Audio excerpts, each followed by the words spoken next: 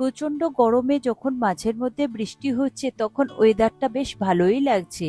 আর সেই ওয়েদারে যদি এমন সুন্দর গরম গরম আর উপর থেকে মুচমুচে আর ভিতর থেকে দারুণ সুন্দর টেস্টি খেতে ডিম পেঁয়াজি পকোড়া হয়, তাহলে বৃষ্টির দিনে সন্ধ্যাবেলাটা দারুণ সুন্দর কাটবে। আর সঙ্গে এক কাপ চা বা কফি, ব্যাস। নমস্কার বন্ধুরা, কিচেন টেকনিকে আপনাদের সবাইকে স্বাগত। আমি মধুমিতা। আজ নিয়ে এসেছি একটা দারুণ স্বাদের রেসিপি। চলুন দেখে নেওয়া যাক। ডিম পেঁয়াজি বানানোর জন্য 4টে ডিম আমি এখানে নিয়েছি। ডিমগুলোকে খুব ভালো করে হার্ড বয়েল করে নিতে হবে।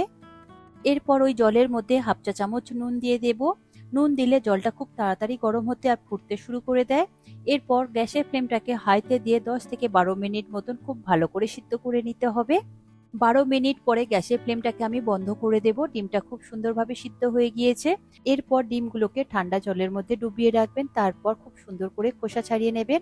ঠান্ডা জলের মধ্যে ডুবিয়ে রাখলে খোসাটা খুব সুন্দরভাবে ছেড়ে যায়। আর ডিমটা সিদ্ধ করবার সময় নুন দেওয়া ছিল, তাই খোসাটাও খুব তাড়াতাড়ি ছেড়ে যাবে।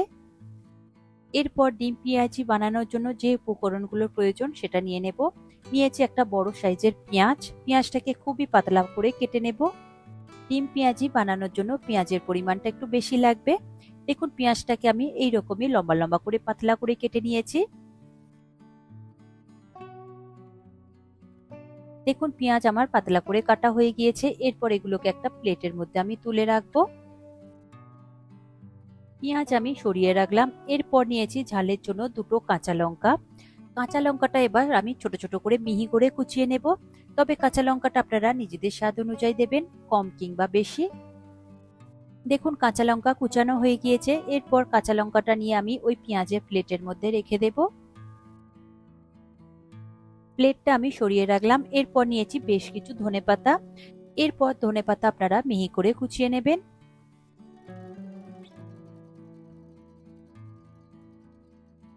ধনেপাতা কুচানো হয়ে গিয়েছে, এটাকেও আমি ওই প্লেটের মধ্যে তুলে রাখবো। পেঁয়াজ, ধনেপাতা আর কাঁচা লঙ্কা ভালো করে কুচানো হয়ে গিয়েছে, এটাকে এবার আমি সরিয়ে রাখবো। এরপর নিয়েছি একটা বোল, তাতে দিয়ে দেব 1 কাপ পরিমাণে বেসন। আপনারা নিজেদের প্রয়োজন মতন বেসনটা নেবেন।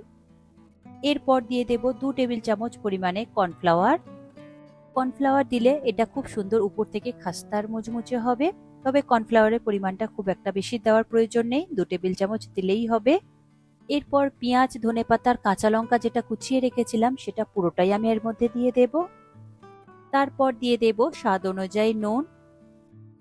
আর দেব 1 চা চামচ হলুদ গুঁড়ো। দেব 1 চা চামচ ভাজা জিরের গুঁড়ো। আর দেব হাফ চা চামচ গোলমরিচ গুঁড়ো। আর সব শেষে দিয়ে দেব 1 চা চামচ ঝাল লাল লঙ্কার গুঁড়ো। আপনারা চাইলে ঝালের পরিবর্তে কাশ্মীরি লঙ্কার গুঁড়ো ব্যবহার করতে পারেন। কাশ্মীরি লঙ্কার গুঁড়ো দিলে কালারটা সুন্দর আসবে। আর যদি একটু ঝাল পছন্দ করেন তাহলে ঝাল লঙ্কার গুঁড়োটা দিতে পারেন। এরপরে শুকনো উপকরণ খুব ভালো করে মিশিয়ে নিতে হবে। তবে এই সময় কোনো রকম জলের ব্যবহার করবেন না। দেখুন, আমি প্রথমে চামচ দিয়ে মিশিয়ে নিয়েছি, আপনারা চাইলে হাত দিয়েও করে নিতে পারেন। চামচ দিয়ে মিশানোর পরে আমি এটা হাত দিয়ে খুব ভালো করে মেখে নেব, যাতে পেঁয়াজ, ধনেপাতার, কাঁচা লঙ্কার মধ্যে যে এক্সট্রা একটা জল থাকে সেই জলটা খুব ভালোভাবে বেসনের সাথে মিশে যায়। তাহলে সেই সময় জলের পরিমাণটা একটু কম দিলেও কোনো রকম অসুবিধা হবে না। আর আগে থেকে যদি জল দিয়ে মাখতে যান তাহলে খুব বেশি পাতলা হয়ে যাবে, তখন ডিম পেঁয়াজিটা একদমই ভালো হবে না। দেখুন, আমি ঠিক যেভাবে করছি হাত দিয়ে দেখুন খুব ভালো করে মেখে নিচ্ছি। তাতে দেখুন ভেজিটেবল থেকে এক্সট্রা জল বেরিয়ে বেসনটা অনেকটাই মাখা মাখা হয়ে এসেছে। এরপর আমি অল্প অল্প করে জল দিয়ে খুব সুন্দর একটা শক্ত মতো ডো তৈরি করে নেব। তবে খুব বেশি পাতলা করবেন না, তাহলে ডিম পেঁয়াজি একদমই পারফেক্ট তৈরি হবে না।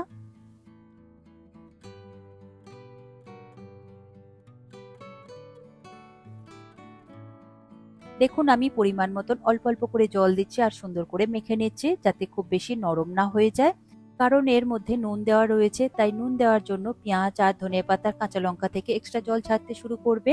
দেখুন, খুব সুন্দর করে আমি একটা শক্ত ডো মতন তৈরি করে নিয়েছি। এরপর উপর থেকে দিয়ে দেব 2 চা চামচ সাদা তেল। তেল দিয়েও খুব ভালো করে একবার মেখে নেব। তেল দিয়ে মাখলে এটা খুব সুন্দর একটা শাইনি হয় আর হাতের মধ্যে লেগেও যায় না। দেখুন, মাখা হয়ে গিয়েছে, এটাকে এবার আমি সরিয়ে রাখবো। তবে এটাকে মেখে খুব একটা বেশি সময় ধরে রাখবেন না, তাহলে পেঁয়াজ থেকে কিন্তু জল বেরোতে শুরু করবে আর এটা নরম হয়ে যাবে। এরপর দেখুন, আমি ডিমগুলো খুব সুন্দর করে খোসা ছাড়িয়ে নিয়েছিলাম। এরপর ডিমগুলোকে আমি 2 টুকরো করে নেব। আপনারা চাইলে 4 টুকরো করে ব্যবহার করতে পারেন। দেখুন ছুরির সাহায্যে ডিমগুলোকে আমি 2 টুকরো করে নিচ্ছি।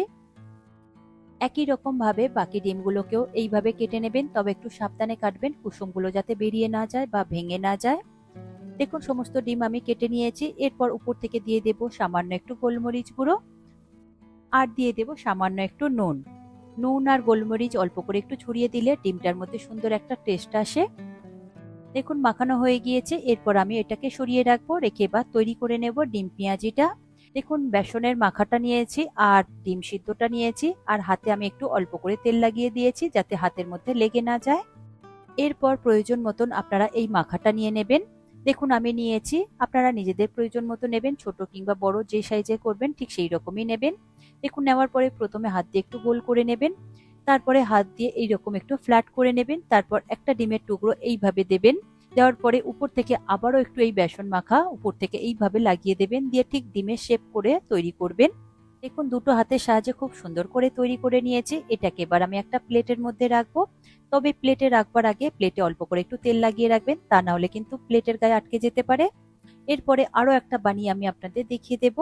দেখুন পরিমাণ মতন আমি ওই বেসন মাখাটা নিয়েছি, নেওয়ার পরে খুব সুন্দর করে একটু ফ্ল্যাট করে নিয়েছি। তারপরে একটা অর্ধেক ডিম আমি এর মধ্যে দিয়ে দেব উল্টো ভাবে। তারপর উপর থেকে আবারও একটু বেসন মাখা দিয়ে দেবেন, দিয়ে খুব সুন্দর করে একটা ডিমের মতন শেপ তৈরি করে নেবেন। দেখুন হালকা একটু ফ্ল্যাট টাইপের করেছি, তবে এটা একটু সাবধানে করবেন যাতে ডিমটা বেরিয়ে না থাকে।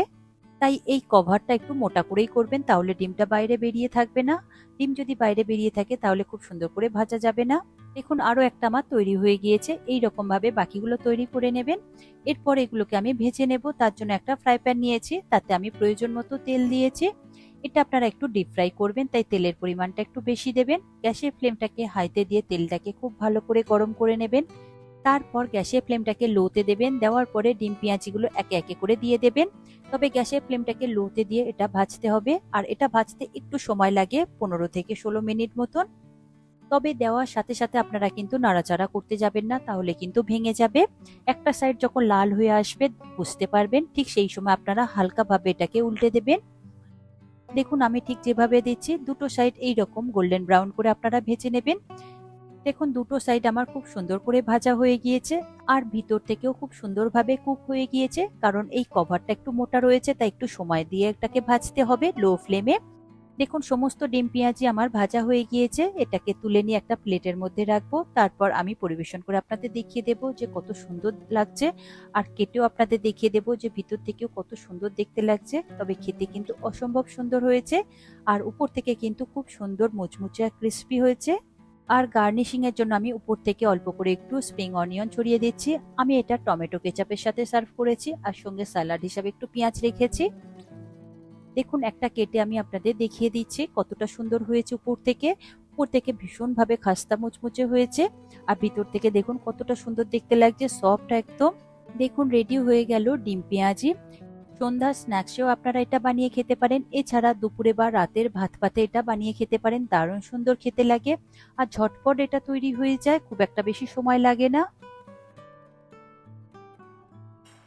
আশা করি আজকের এই রেসিপি আপনাদের ভালো লাগলো। ভালো লাগলে এইভাবে একবার বানিয়ে দেখবেন, আমার মনে হয় আপনাদের সকলেরই ভীষণ ভালো লাগবে। ভালো লাগলে কমেন্ট করে অবশ্যই জানাবেন, আর লাইক শেয়ার করবার অনুরোধ রইল। যদি চ্যানেলটি সাবস্ক্রাইব করা না থাকে তাহলে চ্যানেলটি সাবস্ক্রাইব করে নেওয়ার অনুরোধ রইল। আজ তাহলে এই পর্যন্ত, আবারও দেখা হবে অন্য কোনো দিন অন্য কোনো রেসিপির সাথে।